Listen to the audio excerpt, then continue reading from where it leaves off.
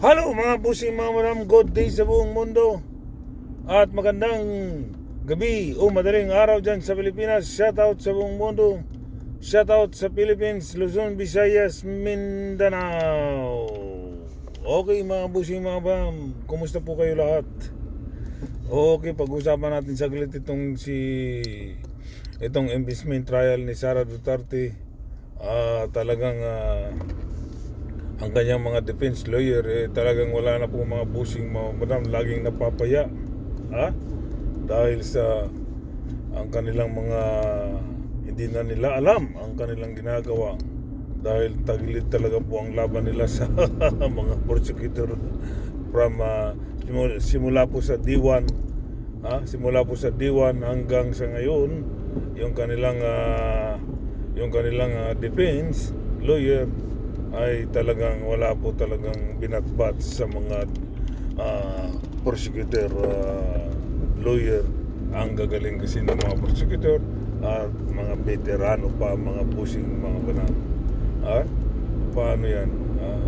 Kahapon na lang payang-paya sila kahapon kay Gina Acosta dahil talagang napaamin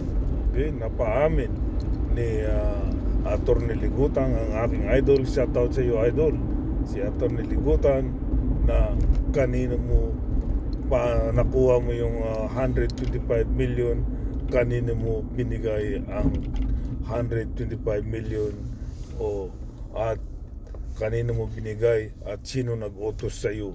Ganun lang kasimple yung mga tanong ni Ligutan. Simple lang kasi yung tanong ni Ligutan, pero talagang ang pag-deliver niya sa tanong talagang ang ganda kasi slow motion yung deliver ni Ligutan. Talagang yung unang bungat pa lang, Gina, hindi tayo nag-aaway. Hindi tayo nag-aaway, okay? Sa Bisaya pa lang, wala tayong nag-aaway diri. Ang ato diri ay magtinabangay lang.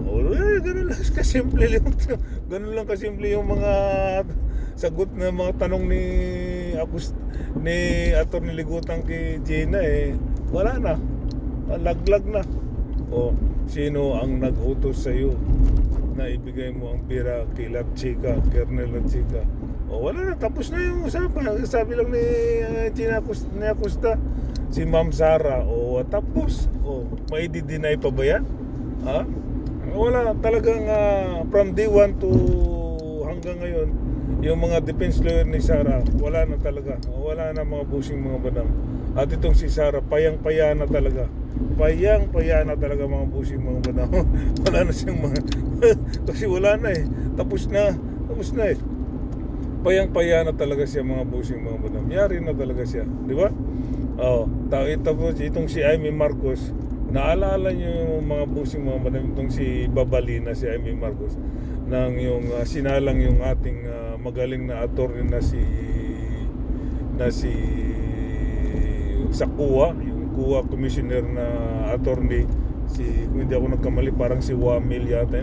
Wamil, ang gustong tinanong niya na ang gustong mangyari, ang tinanong ni Marcos sa Amy Marcos, yung si Atty. Wamil, ang gustong mangyari ni Amy Marcos, ang mananagot ay si Gina Acosta, yung disbursing officer. Si Gina Acosta kasi disbursing officer, ang gustong mangyaring managot si Amy Marcos. Di ba? Na ang mananagot doon sa mga kumuha ng pera ay si Gina Acosta, disbursing officer. Hindi naman pwede yun.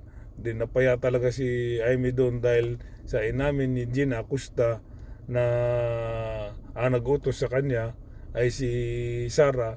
Wala na, paya talaga doon si Amy Marcos doon sa kwan. Kasi ang gustong mangyari ni Amy Marcos, yung ang mananagot sa kumuha ng pera ay yung disbursing officer na si Gina Acosta. Yun ang sabi niya kay Atty. Wamil yung nakaraang buwan, di ba? Hindi talaga magaling si Atty. Wamil, at ngayon napaya ngayon si Marcos.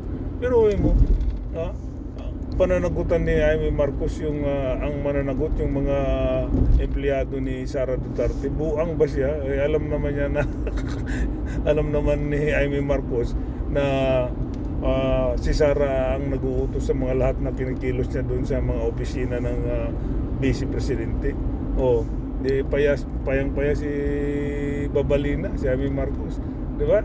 Dahil umamin si Gina Acosta na nag-uutos sa kanya, ay si Sara. O, wala na. Kaya yung mga pro Sara na mga judge, senador, wala na, taranta ng mga busing mga badam. Sa tutulang taranta na silang lahat. Bakit ka mo taranta na silang lahat? Si Pia Cayetano, may problemang may hinaharap na kaso. Si Alan Peter Cayetano, ganun din, may problemang hinaharap na kaso. Si Loren Legarda, ganun din, may problemang hinaharap na kaso. O di ba, si Robin Padilla, ganun din, mayroon din problemang hinaharap na kaso, yung pinatakas niya si Bato. So taranta na talaga sila. Ang dami nilang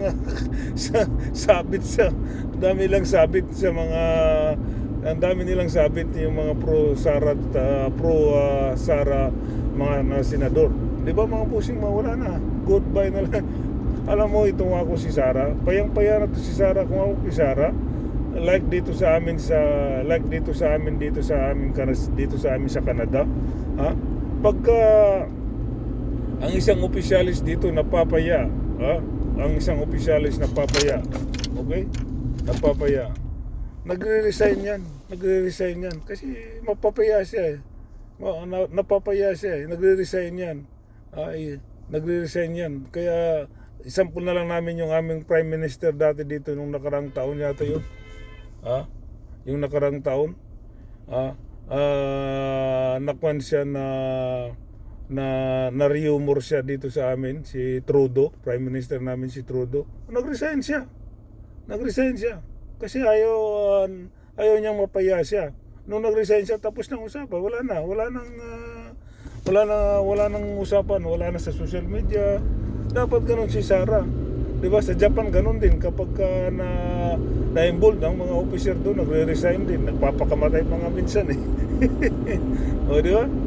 O, dapat si Sara, dahil payang-paya na, dapat mag-resign siya. Sa bagay ito si Sara, ang kapal talaga ng mukha Ganun ang tradisyon ng mga Pilipino. Kahit napapaya na, sige pa rin magtrabaho, di ba? Dapat ako sa Sara, mag-resign na lang kasi napapaya na siya Especially yung mga defense lawyer na, wala na. Mga kabata-bata pa. Paano makapag-defense yan Buti nga si Atty. Ligutan, nalalaya na lang yung bagong attorney na yung mataba. Pinapabayaan na lang niya. Dahil wala Iba yung veterano kaysa sa mga baguhan wala. That's it, baby. Di ba? Wala talaga. Kung ako kay Sara, na dahil napapaya na siya, especially yung mga team niya, mag-resign na lang siya. Wala na Dito sa amin sa Canada, pagka ang isang opisyalis na napapaya, nagre-resign yan. Dahil ayaw niyang masira yung reputasyon ng kaniyang family. Sangkot family. Pero kay Sara wala, hindi nahihiya, kapal ng mukha. Okay mga pusing, hanggang dito na lang po. Maraming salamat sa inyo, sa aking mga pinalanggang follower. Okay, maraming salamat sa inyo mga busing, mga badam. We love you all. Sa mga hindi pa po nag-follow, please like and share, and follow po sa aking FB. Okay, at mag-comment po kayo at aking babasahin, nagre-reply po naman ako. Please, pakiusap ko mga busing, mga badam, please dalawin yung aking YouTube channel. Kung anong nakalagay dyan sa aking FB, yun na po ang aking YouTube channel. Okay, at ito na naman ako sa mga didilis na hanggang ngayon ay nagbibigay ako ng sakit ng ulo at sama ng loob, dahil hanggang ngayon utak didilis pa rin kayo mga busing, mga madam. Okay, bye-bye. Peace.